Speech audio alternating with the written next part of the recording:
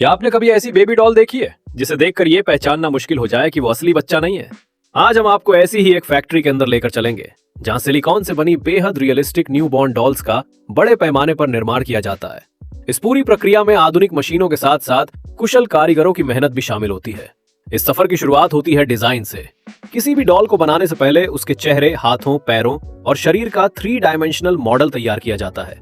Designer इस बात का खास ध्यान रखते हैं कि डॉल का हर हिस्सा असली नवजात बच्चे जैसा दिखाई दे। चेहरे के भाव, उंगलियों की बनावट और त्वचा की महीन झुर्रियां तक डिजाइन में शामिल की जाती हैं। डिजाइन पूरी तरह तैयार हो जाता है तब उसके आधार पर मजबूत मोल्ड बनाए जाते हैं।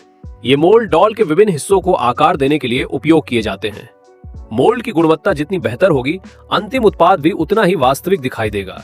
अब बारी आती है सिलिकॉन तैयार करने की। फैक्ट्री में विशेष प्रकार का मेडिकल ग्रेड सिलिकॉन इस्तेमाल किया जाता है जो मुलायम, लचीला और सुरक्षित होता है। इस सिलिकॉन में विभिन्न रंग मिलाए जाते हैं ताकि तैयार डॉल की त्वचा बिल्कुल असली बच्चे जैसी दिखाई दे। मशीनें इन सभी पदार्थों को सटीक अनुपात में मिलाती हैं जिससे एक समान और उच्च गुणवत्ता वाला मिश्रण तैयार होता है। इसके बाद तैयार सिलिकॉन को मशीनों की सहायता से मोल्ड के अंदर भरा जाता है।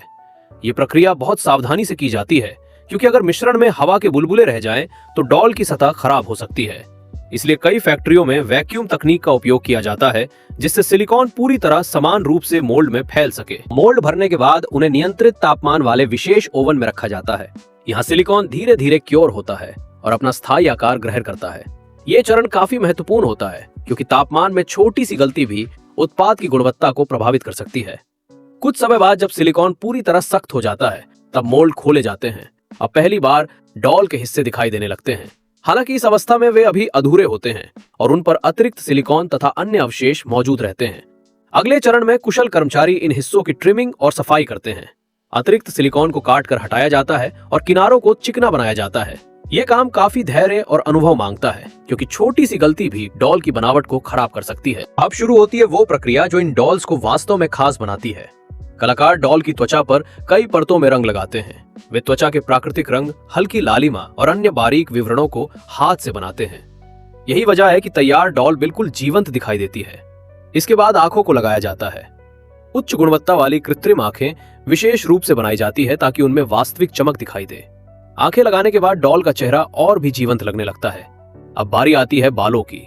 कई रियलिस्टिक डॉल्स में एक एक बाल हाथ से लगाया जाता है। इस प्रक्रिया को पूरा करने में कई घंटे लग सकते हैं।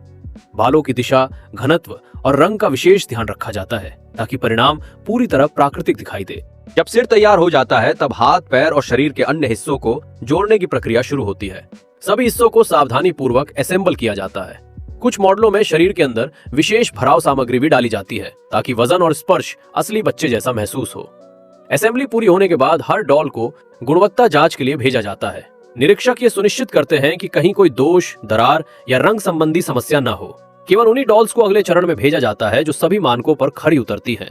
गुणवत्ता जांच के बाद डॉल्स को साफ किया जाता है और अंतिम रूप दिया जाता है। फिर उनकी तस्वीरें ली जाती हैं और उन्हें आकर्षक पैकेजिंग में पैक किया जाता है।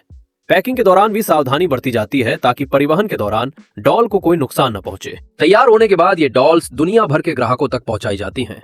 इन्हें संग्रह, प्रदर्शन, शिक्षा और कई अन्य उद्देश्यों के लिए खरीदा जाता है। कुछ लोग इन्हें कला का उत्कृष्ट नमूना मानते हैं जबकि कुछ इन्हें विशेष भावनात्मक महत्व के कारण पसंद करते हैं। जब हम तैयार डॉल को देखते हैं तो शायद हमें केवल उसका सुंदर रूप दिखाई देता है, लेकिन उसके पीछे डिजाइनरों, इंजीनियरों, मशीन ऑपरेटरों और कलाकारों की लंबी मेहनत छिपी होती है। एक साधारण सिलिकॉन मिश्रण से शुरू होकर यह उत्पाद कई जटिल चरणों से गुजरता है और अंत में एक ऐसी रियलिस्टिक डॉल बन जाता है जो पहली नजर में असली नवजात बच्चे जैसी लगती है।